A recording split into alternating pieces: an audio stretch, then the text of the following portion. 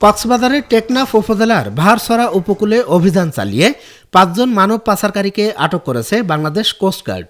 এ সময় সাগর পথে মালয়েশিয়া পাচারের উদ্দেশ্যে বন্দী অবস্থায় থাকা নারী ও শিশুসহ মোট ৫৫ জনকে উদ্ধার করা হয়।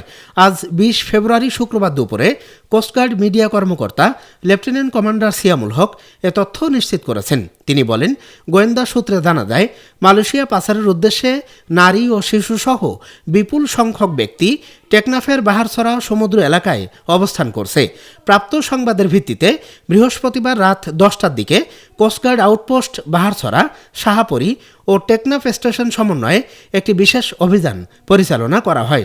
অভিযান চলাকালে একটি সন্দেহজনক বোটকে থামার সংকেত দেওয়া হলে সেটি পালিয়ে যাওয়ার চেষ্টা করে। পরে কোস্টগার্ড সদস্যরা ধাওয়া করে টেকনাফের বাহারছড়ার কচ্ছপিয়া সংলগ্ন সমুদ্র এলাকা থেকে বোটটি আটক করা হয়।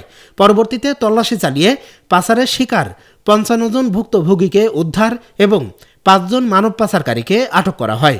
উদ্ধার হওয়া ব্যক্তিদের প্রাথমিক জিজ্ঞাসাবাদে জানা যায়, সংঘবদ্ধ পাচারকারী চক্র উন্নত জীবনের প্রলোভন, উচ্চ বেতনের চাকরি এবং অল্প খরচে বিদেশ যাওয়ার সুযোগের কথা বলে টেকনাফ সহ দেশের বিভিন্ন এলাকা থেকে বাংলাদেশি ও রোহিঙ্গা নাগরিকদের সাগর পথে মালয়েশিয়া পাচারের পরিকল্পনা করছিল।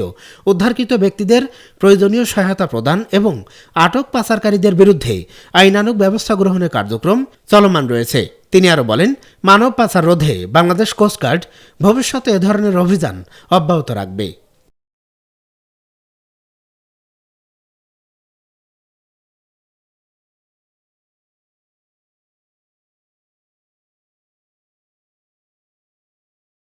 চ্যানেলটি সাবস্ক্রাইব করে সাথে থাকার জন্য অসংখ্য ধন্যবাদ।